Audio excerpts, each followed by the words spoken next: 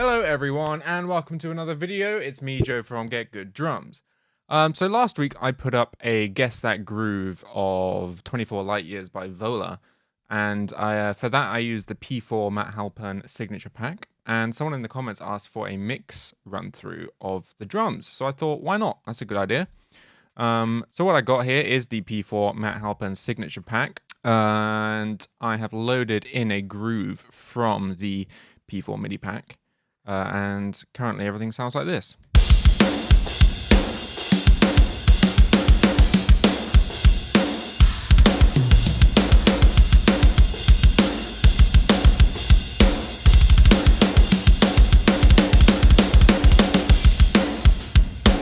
Cool, so the mix I'm doing is really pretty simple. As you can see, there's not a huge amount going on. Let's just bring that up because it looks pretty. A lot of what I've learned comes from Nolly and the videos he makes for you guys. It's useful because I can pick up tips from that too. So I am running the same top-down mixing thing that he does. I won't walk through that because he's done that a bunch. But yeah, all drums are going into a drum bus, which is going into an instrument bus, which is going into my stereo out, which just has submission audio flatline on. So let's start. I think first of all, I'll show you what I'm doing for parallel compression and reverb. So as you can see, there are some sends on some of these, and bus 1 is going to my parallel compression, which I've called paracomp, and that's just going into smash and grab on the parallel drum type. So we're at about minus 36 dB, and I think we're pulling anywhere between minus 3 and minus 7 dBs.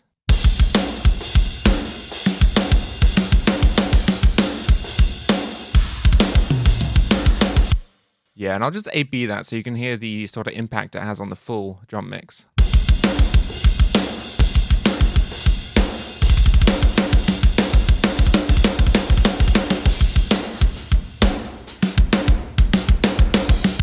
So it makes everything sound a lot more in your face, brings out some of the sustain of the drums. And then the bus 2, which I've got going on, is going into a reverb, and that is the Slate Verb Suite.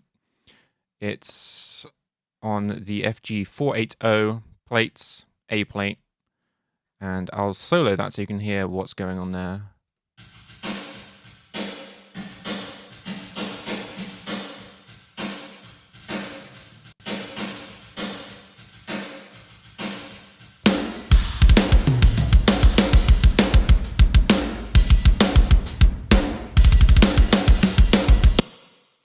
So some people sort of root out different parts of the kit to different reverbs. For this, I haven't. I should say that this is my writing template for the P4 kit. So it's all sort of set to change if I think it needs it. So I might sort of root out the kick to a different reverb, adjust some of the sends, etc. But this is, I found, a nice, quick and easy sort of starting template, if you will, to write with the P4 kit. So finally, I want to show you what's going on my drum bus. I've just got a compressor on it. It's the FG Stress from Slate, and I'm running 2-to-1 ratio, so not anything crazy. I've got the high pass detector triggered, so it's not detecting all the low frequencies. If you want an extra sort of pumpy mix, you can undo that. The vital thing here is I'm only running 23% mix. This is just to sort of give some movement to the drums, and then you can dial in how sort of obvious that is using the mix knob. In faster mixes, I might turn this off, but for more like vibey mixes, I think I normally have it on. So I'll A/B that for you.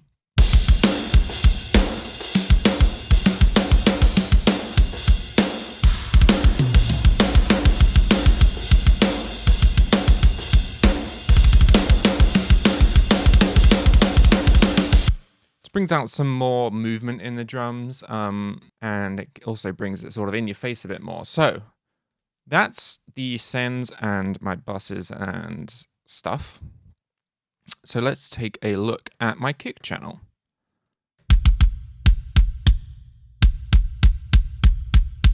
Super sort of slappy. So the first thing I've got going on is Pro Q3. As you can see, I've got 2 boosts and 2 cuts and a high pass. My high pass is set at 26 hertz, so it's really sort of just cutting out the very, very low subs. And I've got a nice boost at around 30 that sort of goes up to 100-ish. And then I've got a minus 7.5 dB cut at around 480. And a 2.23 minus cut at 1968. I've then got a very slight shelf, just boosting like half a dB. I often sort of go in and move this to taste, depending on the mix, but it's useful to have as a sort of utility. And then next up, I of course have smash and grab. I've got it on the kick drum type. I've got it on the grab circuit, and we're pulling between -3 and -5 dB. So my threshold's -29. I'm not doing anything to the built-in EQ for smash and grab because I think the kick sounds great as is. Not doing any saturation. I think I literally just loaded this up, put it on kick, and pulled down the threshold. So let's just A/B that.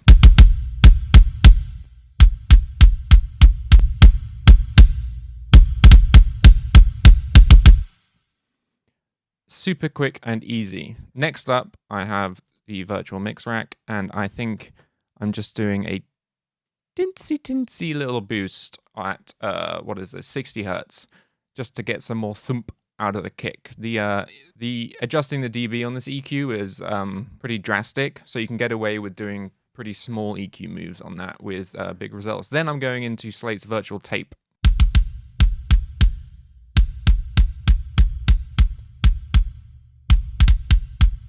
I normally try and not clip this. Somewhere around there. And I'll A/B this.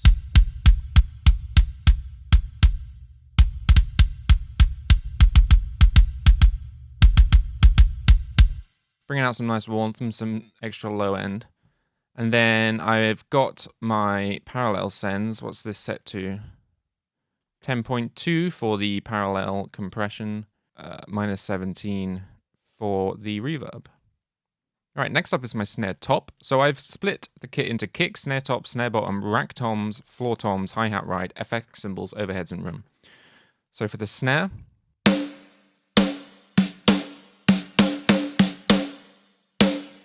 start with an EQ. Pretty simple again. I've got a nice big high pass at 114, a -5.13 cut at 200, basically, let's call it. And then -4.5 dB cut at 1K. Nothing crazy going on here. You might want to EQ out some of the ring of the snare, depending on your taste, but I kind of like it. You really don't need to do much to these drum tones to make them fit well in anything.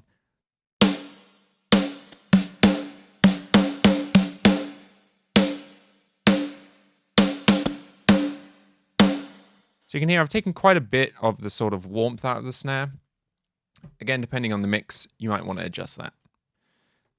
Then that's going into smash and grab. Again, I just put it on the snare drum type, grab circuit, and adjusted the threshold. I haven't touched any of the other controls.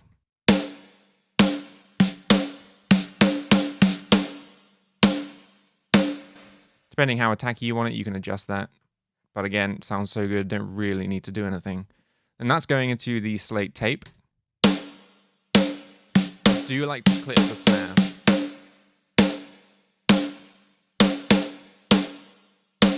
Without?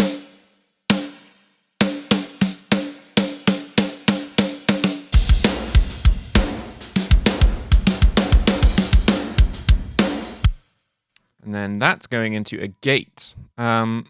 This is something Nolly showed me again, hence the preset name, Nolly Snare Gate. It might seem kind of odd doing a gate on programmed drums because I haven't got any bleed coming through it. So you might think, why have you got a gate? Well, I use the gate to basically control the sustain of the drums. This is especially useful in faster music at faster BPMs, but I found it really helps with the presence of the drums. Sometimes with drums with a longer sustain, you get the attack dialed into where you want it, but then it kind of still seems a bit flubby or loose. And putting a gate on it really helps tame that, bring it out in the forefront of your mix.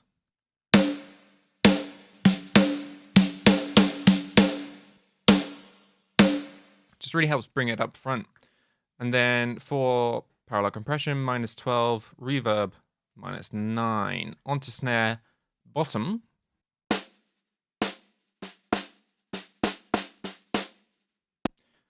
Got a high pass at 90, 2 dB cut at 202, 2 dB cut at 2.5. You can see these nice wide cuts that I'm doing on these mixes. I just find it makes it sound a bit more natural. And then a nice high boost at some, call it 7.7K, and just a nice easy 2.5 dB.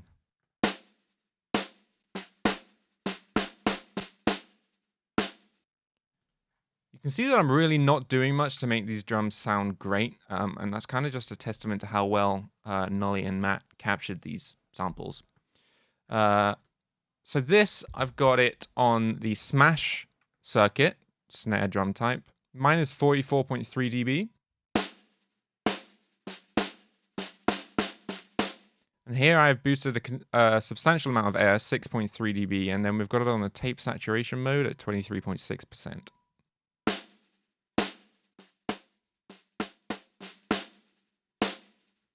In context.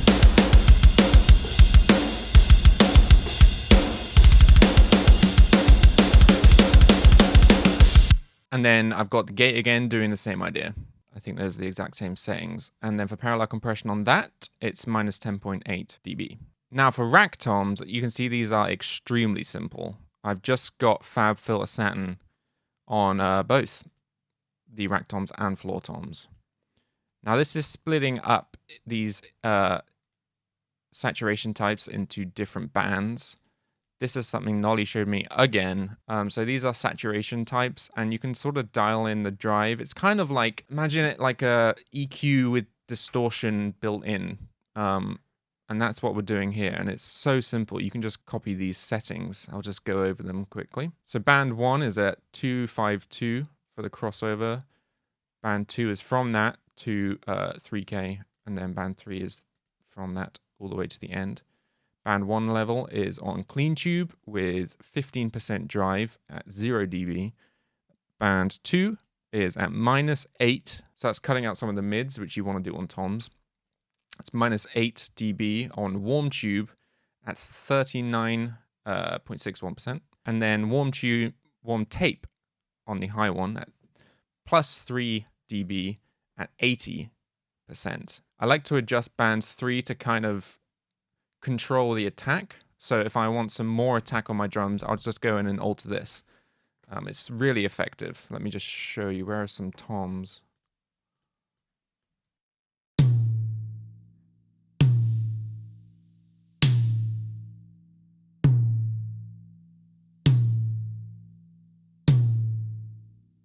Really cool trick, and I don't do anything else on these channels apart from my sends. So it's parallel compression, it's the same on both, -7.4, and the reverb, again, is the same on both at -22. Now, I've got some saturation on my hi-hat here.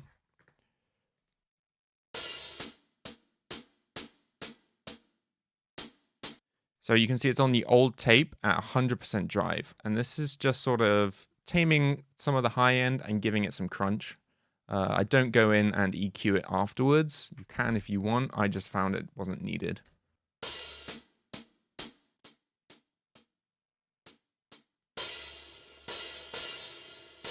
So adding that much saturation, it is going to boost the level quite substantially. You could go and adjust this here, but I just brought the fader down a bit because I'm lazy.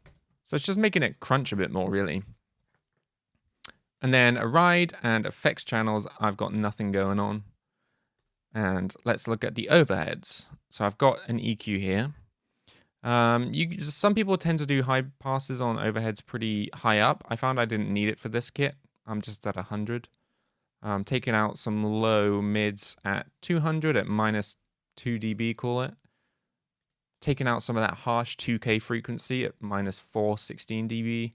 And then taking a little bit of high end out here at 6.3K. -1.2 dBs. I'll just A/B that for you. Bring this back.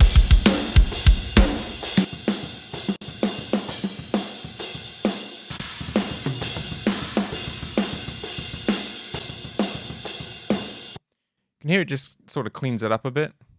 So let's go and see what the smash and grab is doing on my overheads. The idea of what I want to do with this is to tame some of the pokiness of the snare drum in the overheads, as well as create some movement in the cymbals. So I've got it set to the overhead drum type. Threshold is at -25, and I'm not doing anything with beef, air, or saturation. So let's see what that sounds like.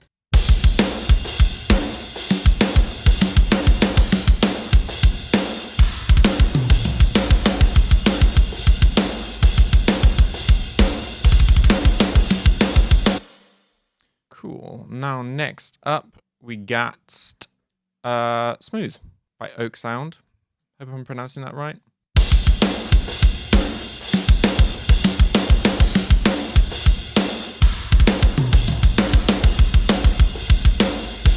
So this is just taking out some of the harsh resonant frequencies. I've got a -2.5-ish. Easy to overdo, as everyone says. And now I am setting a little bit of the overheads to the parallel compression, just to add some glue, but be careful with this because it's really easy to overdo it. You can see about -30 send. And now on the room, this is where things get fun. I've got a high pass at 30 hertz just to take out the low end. 6 dB cut at 135. 3.5 dB cut at 3.3. And a 3.5 cut at a shelf, pulling down 3.5 dB from 9.7K onwards. So this has taken out some of the sort of low mud that you might get in a room. And then this is just taming the high end of things like the cymbals, so they're not overbearing. And this is where you really sort of, and I'll just A/B this for you.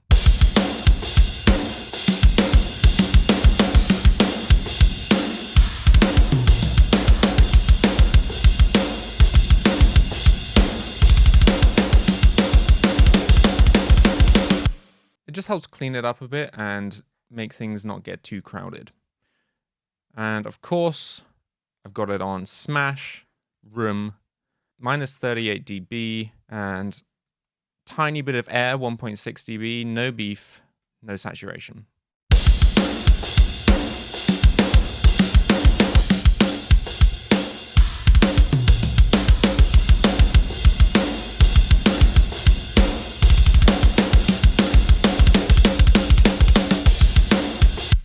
I mean, you can hear how much excitement and energy that's bringing out in the whole drum mix.